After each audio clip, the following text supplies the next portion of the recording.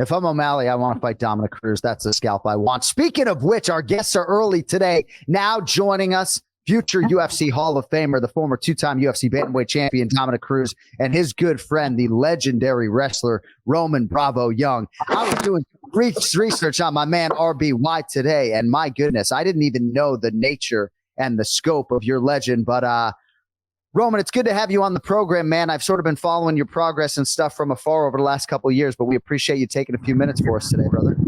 Yeah, thanks for having me on. I appreciate it. So there's so much I can get to as far as your wrestling career, but I guess I just wanted to start with how you and Cruzy got aligned. I know we got Tucson in the building tonight. Look at you rocking the One More Sleep t-shirt. You got to love them. But how did you guys first align? Because it seems like you guys have a really special kinship, despite maybe not being in each other's lives forever, but I may have that wrong. Yeah, I think it's a funny story. I think I reached out to him trying to grapple him or just wrestle him on some kind of card during COVID.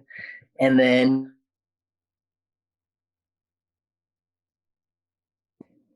he can kind of take it over from there. We lost you.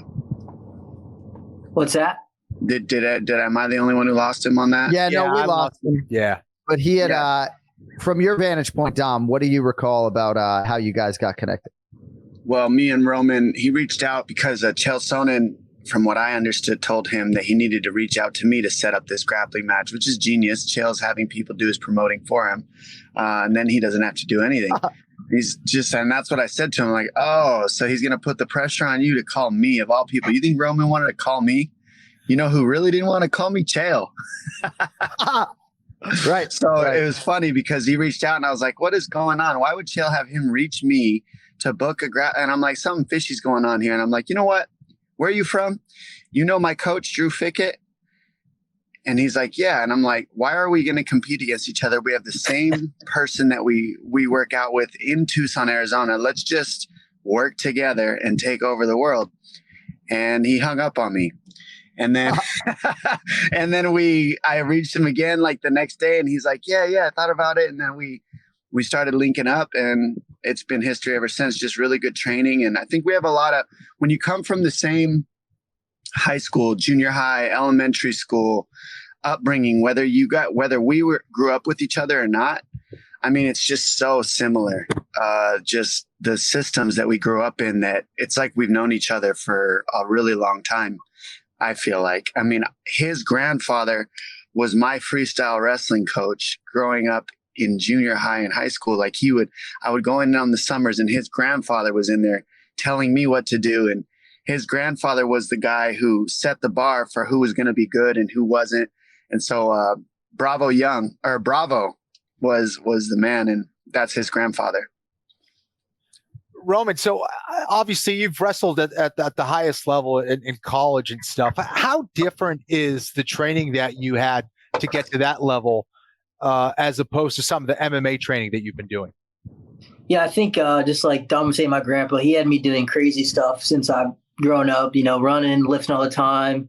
I'd have to do pull-ups before dinner, running out, making me, and I didn't really understand why, but I felt like now that I got to Penn State too, they just train a lot smarter and they do things a different way here and just like the mindset and philosophy. But I definitely think it's different than MMA. But I noticed that since I've been at Penn State, it's all about doing the little things correctly. And sometimes when I go to MMA gyms, a lot of people hate to wrestle and they hate they do the little things wrong, as you see that. And I think Chael here in the philosophy just at Penn State and my grandpa's kind of just do the little things wrong that people don't like to do. And that's kind of what's going to separate you a little bit. Now, do you want to have a future in mixed martial arts? Oh, absolutely. So obviously to break down some of my plans, I just got done with Penn State. I was two-time national champ, runner-up this past year. Now I just got citizenship with Mexico. So then I just won Mexican Nationals in July. So now I got a tournament in November, December. That's to kind of like make Mexico's Olympics like rep. And then I got to go qualify the weight, which that means you have to take top 2 at the Pan Ams in March. So I'm trying to make the Olympics right now for Mexico, going down to 125. Haven't been out that weight, so I got to sacrifice. And yes, that's my plan right now. And then I want to wrestle freestyle a little bit because I'm obviously with Mexico now. So just want to get a world medal or two. That's my goals. And I'll be completely done with wrestling, do some grappling matches, and then I'll slowly start transitioning with Dom. But I feel like now that I'm wrestling for Mexico, I got a whole new market to grow myself in. Could be a star out there, and then take all that with me to MMA. I think if you go in MMA with the world medal, it's obviously a little bit more than going in without one. That's exciting, man. Dom, based on what you've seen from Roman, man, what's the ceiling on this kid? Well, let's be honest. I mean, I'm not the one that'll ever put a ceiling on anybody, so you know that. But I know it's a phrase that you mean, and what I see is that I'm a fan because of wrestling first. Like, I couldn't wrestle at the level he wrestled, just straight wrestling. So I started fighting, He's going to have just a whole nother level of wrestling because of, like you said, the coaches. I went and got to train with Kale and all them, and the gratitude that they focus on, the having fun that they focus on, the way that they grapple doesn't wear you out. It doesn't tear your joints apart. They're not there to beat you to pieces. And so I see really good hope for him crossing over after wrestling, because they're not just tearing him to pieces in the room. Now, on the other end, I love how he's going to Mexico, because you got to think, you got a gauntlet of American wrestlers that are all trying to be on the Olympic team. Now, you can go through all that gauntlet, or you can go to Mexico, tie down to your heritage, tie down to, what right. He is Mexican, of Mexican descent, like his whole family. So it's like, hey, let's grab a hold of my roots and let's take it and let's put Mexico on the map. I'm American. Everybody knows it. Mexican-American. And he can build himself up, not have to go through the gauntlet, win all the medals, still show that he's the best in the world. And then what a great crossover to MMA. And, I love getting the benefits of working with somebody who works so hard. I mean, he's got a championship mindset, Kenny. I mean, when you've worked with other champions, it doesn't matter what sport, a champion's a champion. The highest level in another sport is the highest level in another sport. Yep. And the similarities become very much the same, right? It's just put your head down and get the work done. And he has that. And so he always drives me to be better. And then, I've got a little bit of time in this sport, so maybe I can support him in some way. And to me, I've been really fortunate to have the partnership with him and the connections he has. He's got world-class grappling connections as well. Yeah. Because they all want to teach him. And so I get to jump on and learn from them as well. And it's just been really fun. I've really enjoyed it because I'm a fan first, and then I add all the other stuff later. And that's why I got good at fighting, because I think I'm a fan of it. I just love it. This is incredible to hear all of this. Dominick Cruz and Roman Bravo-Young with us here on the Anik and Florian podcast. I've spent a lot of time with Cruzy recently, but to hear you, Roman, lay out your plans like that, I think it just speaks to the overwhelming success you've had in your life, despite being born in 1999. This kid's got it all going on. So I just have to ask a few questions. I know you got practice coming up in 5 minutes, and maybe Dom will stay a few extra minutes on the back end, although he looks like he's ready to fucking kill somebody all wrapped up. But so, try to get this with you.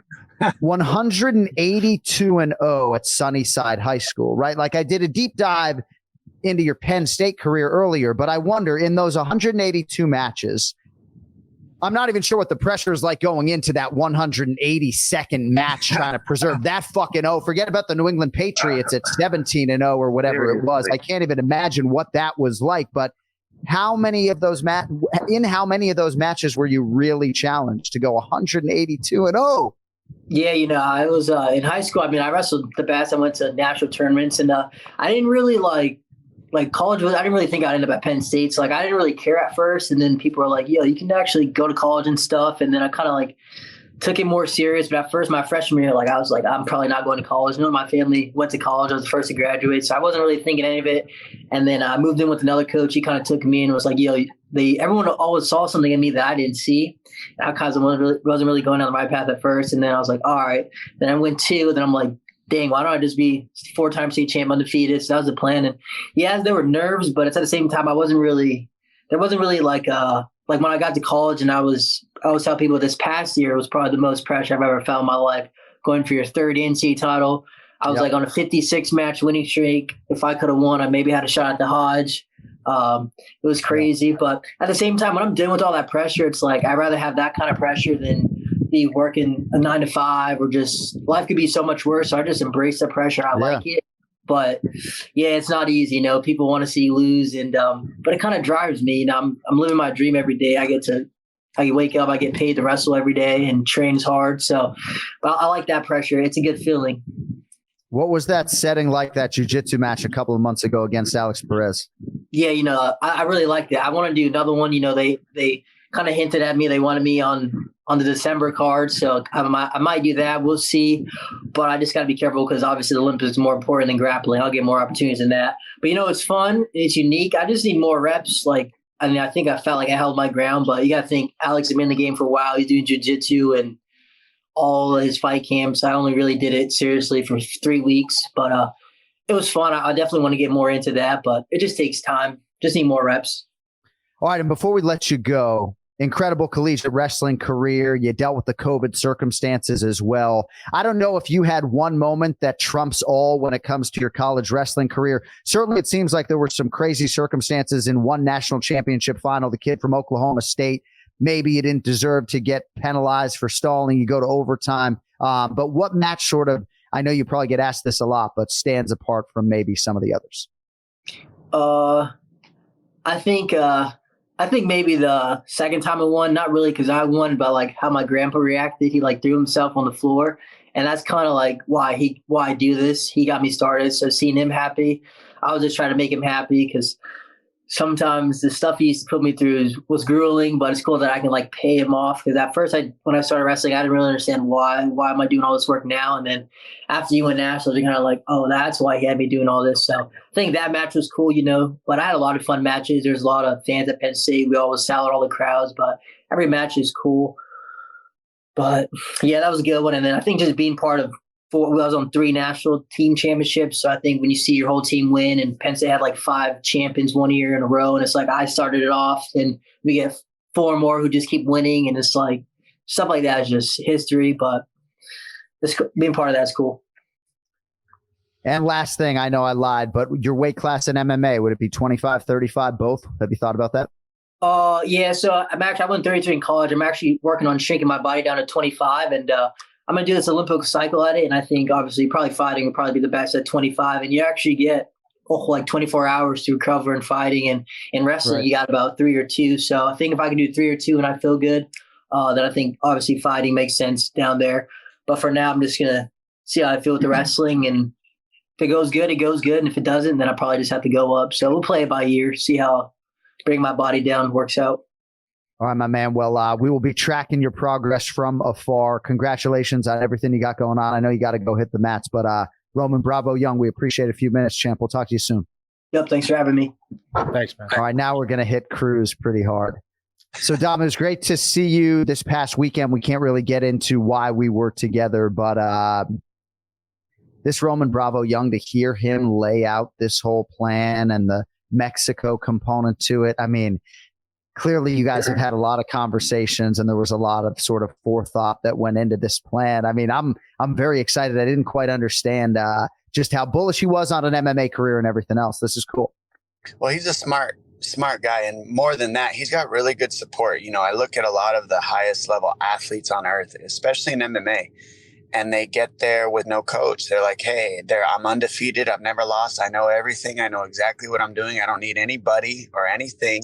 He's not that guy. And so it gives me a lot of hope for him. He's the guy that goes, I got leaders. I trust everybody. Or I trust the people that are supporting me in the system. He's got his grandfather, Bravo, who's had him since day one. And he's a extremely good athletic coach. He just knows how to work you. And then his coach, Cale Sanderson's the next level. And then all those guys that he works with there have got him for life. They're going to tap into his mindset forever. I think they're life or friends for him. So, yeah. With all that being said, I don't see how he could be off, because, one of the big things I noticed with these youngsters is they get off on their own, and they don't accept invitations from leadership is the best way to put it. Not advice, because nobody wants advice when you're young. You just want to be able to make decisions on your own. He makes good decisions, but he's got good people influencing him around him. So I think that's going to create a really good possibilities for him. One of the toughest things about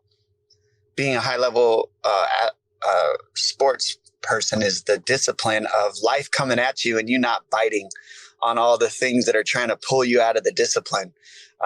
He's got good leaders around him, even though he's young. So I think that he's got a lot of hope.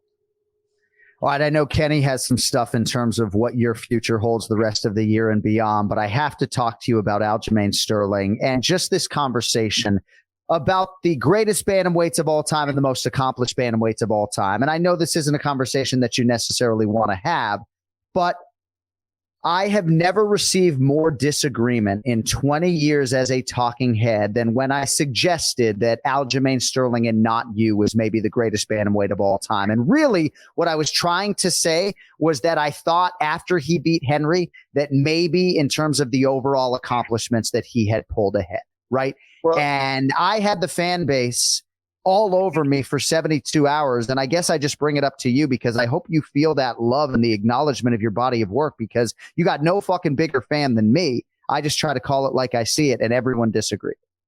Yeah, well, thanks, Anik, for calling it how you see it, because I know you're not making it about your own specific needs and wants. It's about the athlete that's competing, and that's what you did for Aljo, and I get that. That's what that job is. That's what's so tough about that job, Anik, and that's why you're one of the best. How can we be neutral, even though we know people that are in there killing themselves? So Aljo has defended the title 3 times in the UFC. I defended the UFC title 3 times and then came back, or twice, and then lost it and then came back and won it again. So I won it twice in the UFC. But the thing that I think is missing, that a lot of fans apparently from listening to is that the weight class began in the WC. So it's a little bit different, because in most organizations, if you win a title in another organization, it doesn't count because the weight class didn't begin in that organization.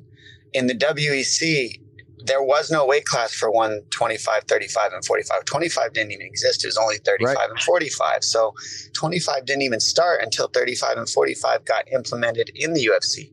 Me and Jose Aldo had to fight in order to win a UFC belt. So I didn't just get, here you go, here's a belt, Dom. Right. You're a UFC champion. That's not how it worked for me. I was a WC champion. I defended it 3 times. And then they said, okay, now you got to fight to win the UFC title. You're not just champion. Ronda Rousey got given the belt. She was just champion because the women's division was still growing, and she was the queen of it. Like, let's be honest, there's nobody that was going to top her star power to build that division. So here you go. You can have it. Now, me, on the other hand, I got to fight for it. Aldo had to fight for it, because there's a huge division full of animals in our division. Right. So I got to fight Jorgensen to win that title. And so that made me, I was a 6-time defending champion in the UFC, in my weight class, not just in the UFC, in my weight class is the way it would be worded. And some fans seem to know that, I guess, and some don't, but that's the history of the sport, of this weight class, like it or not. We had to start somewhere, and it was in the WEC with Reed Harris, Uriah Faber, that whole team, Alpha Male. Without that rivalry, I don't know if there's enough animosity to build the weight class the way that we hated each other, to be honest.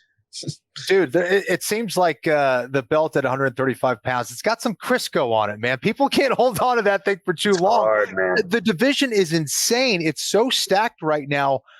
For me, it's probably between 155 and 135 pounds as the most competitive in the UFC.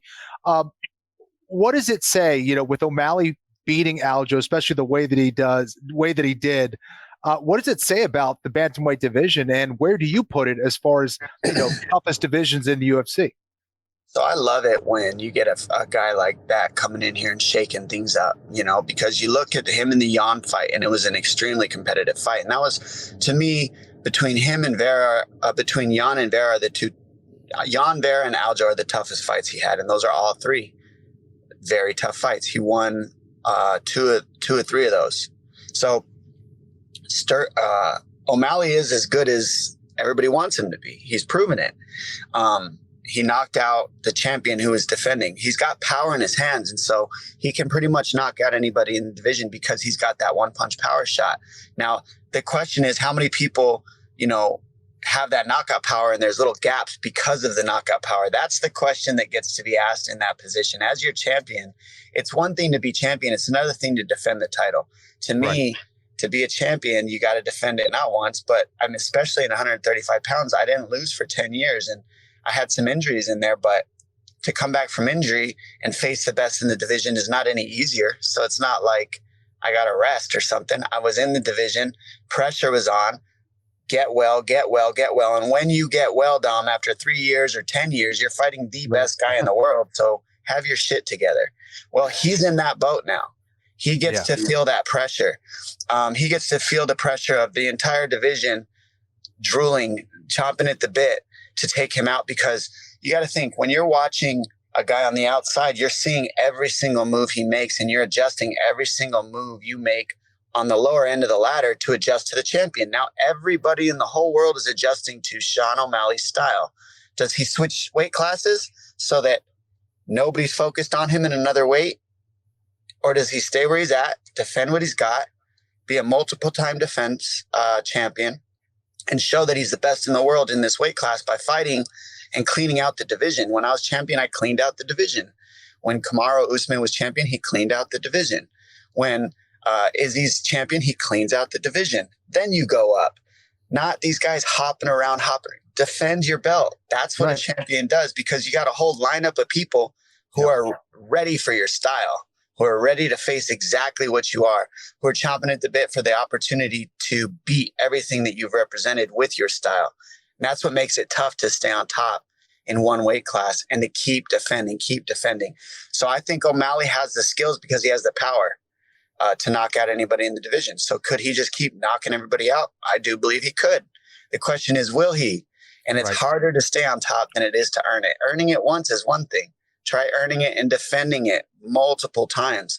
Whole different ballgame we're talking about there. That's real champ stuff to me. No question about it, dude.